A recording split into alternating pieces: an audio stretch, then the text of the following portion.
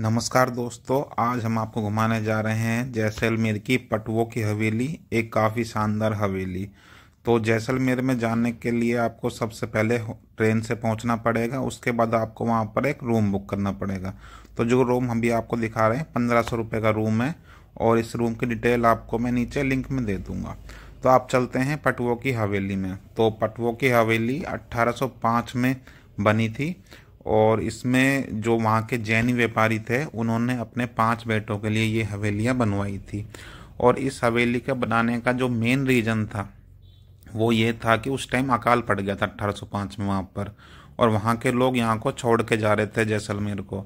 तो वहाँ के राजा के आग्रह पर जो वहाँ के जो जैनी थे पटवे, उन्होंने ये हवेली का निर्माण किया। तो वहाँ के सभी लोकल मजदूरों को इसके काम में लगाया, और इनके बदले उन्हें अनाज दिया जाता था, क्योंकि उस टाइम अनाज ही देते थे खाने के लिए। तो इसमें हवेली में ये 5 हवेली हैं, जिनमें से 2 तो भारत सरकार के अधीन है, और बाकी 3 उनके बेटों के नाम ही हैं।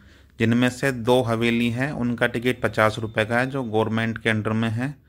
और लेकिन उसमें कुछ सामान नहीं है जो ये सामान यूज करा करते थे, वो सिर्फ एक ही हवेली है जो अभी खुला हुआ है। तो इसकी टिकट है वो है 125 रुपये पर पर्सन, और इसका ओपनिंग टाइम है सुबह 8 से शाम को 7 बजे तक।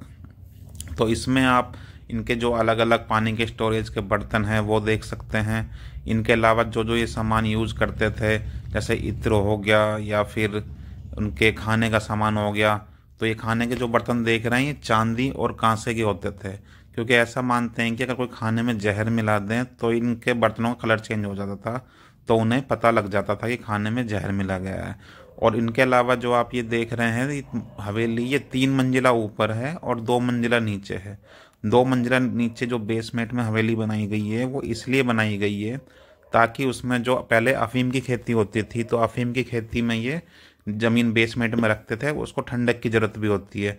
उसके अलावा बेसमेंट में अपना ये सामान वगैरह छुपा के रखते थे ताकि किसी को चोर लुटेरे आए तो उनको पता नहीं लगे।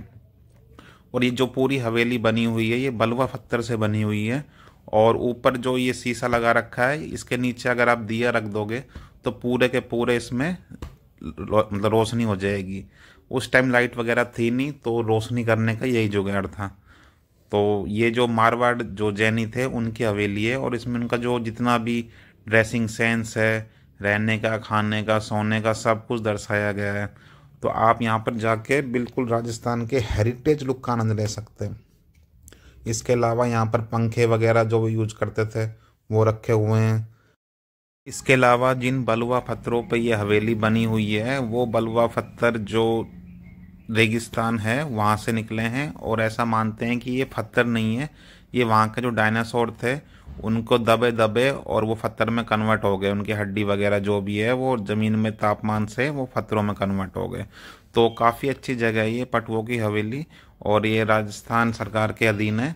तो आप यहाँ पर आके देख सकते हैं। और इसके अलावा इसमें जो पत्थरों पे इतनी शानदार कारीगरी करी गई है, और आप सामने देख रहे हैं ये भगवान श्री कृष्ण के जो युद्ध के थे उसके डिजाइन में ये बनाए हुए हैं।